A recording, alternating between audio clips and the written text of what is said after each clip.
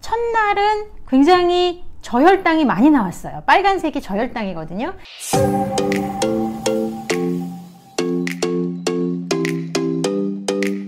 핸드폰에서 앱을 실행시키면 좌상단에 메뉴 버튼이 있습니다. 메뉴 버튼을 누르시면 이름, 기록일지, 보고서에 대해서 일일 패턴, 목표 시간, 그래프, 예상 당화 혈색소 이런 것들을 쭉 리스트를 보실 수가 있고요. 기록일지를 보면 제가 스캔한 시간에 수치가 얼마가 나왔는지를 쭉 보실 수 있습니다. 일일 패턴을 보면 일주일 동안 하루의 패턴이 어떤지, 아침, 점심, 저녁에 제 패턴은 올라가요. 아침에는 별로 탄수화물을 많이 안 먹어서 그런지 높지 않고, 점심과 저녁, 식사 후에 올라갔다가 떨어지는 일일 패턴을 보실 수 있고요. 일일 그래프를 볼 수가 있는데요.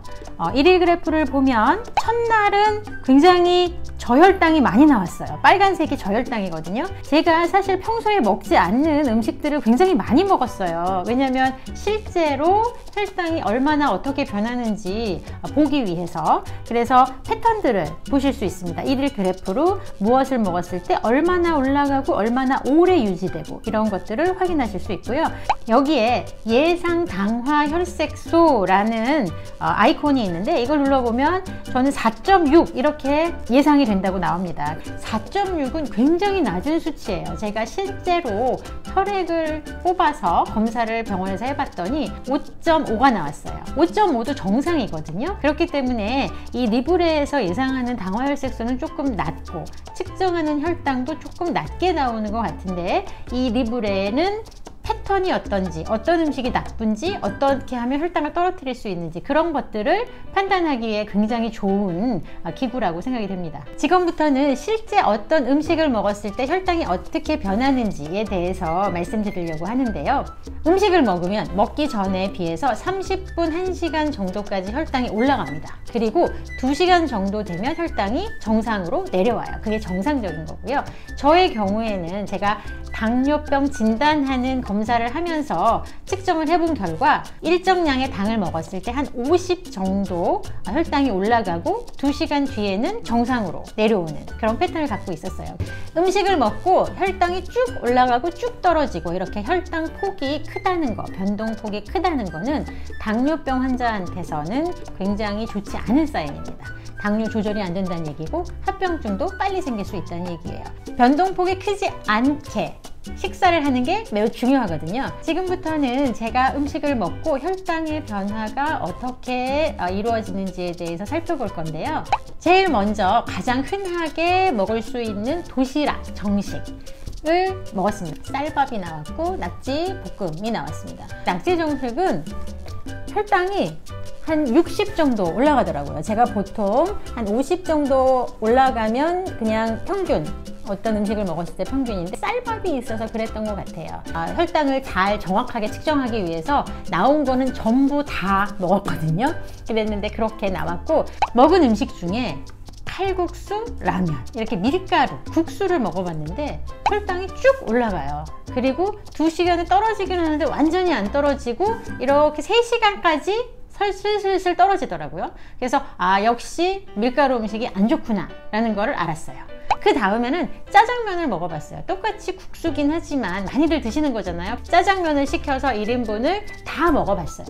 그랬더니 역시나 혈당이 많이 올라가요. 근데 4시간이 지나도 혈당이 안 떨어지더라고요. 그래서 똑같은 밀가루인데 짜장면이 더 오랫동안 혈당이 높게 유지되는 이유에 대해서 말씀을 드리면 기름이 져서 그래요.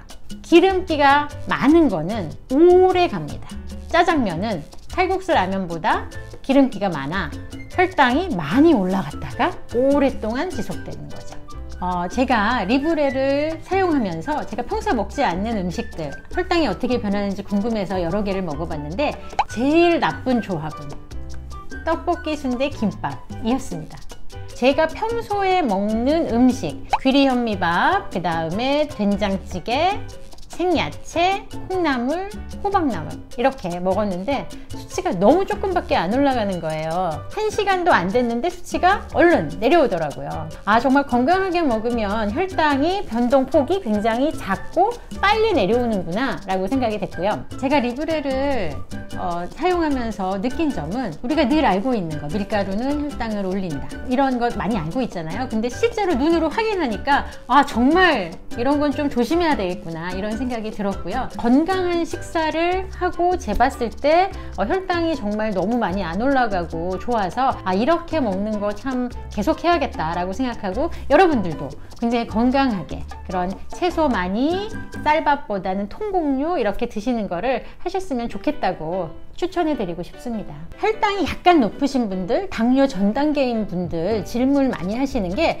과일에 대해서 궁금해 하시는 분들이 굉장히 많은데, 제가 이전에 한 번에 얼마만큼의 양을 먹는 것이 적절하다라는 영상을 올린 적이 있었거든요. 사과를 우리가 먹으면 좋겠다는 양의 2배를 먹어봤고요.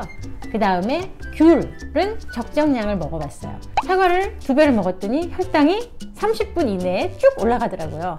물론 과당은 빨리 올라갔다 빨리 떨어지긴 합니다. 그렇지만 올라가는 변동폭이 많이 올라갔어요. 귤 같은 경우에는 수치가 한 10 정도밖에 안 올라가더라고요. 과일은 굉장히 좋은 성분들이 많아서 드셔야 되는데, 한 번에 많은 양을 먹으면 혈당이 쭉 올라갈 수 있으므로, 특히 당뇨 전 단계이거나 당뇨병이 있으신 분들의 경우에는 양을, 한 번 드실 양을 적절하게 해서 여러 번에 나누어서 드시는 게 좋겠습니다. 관련 영상은 여기를 확인하시면 되겠습니다.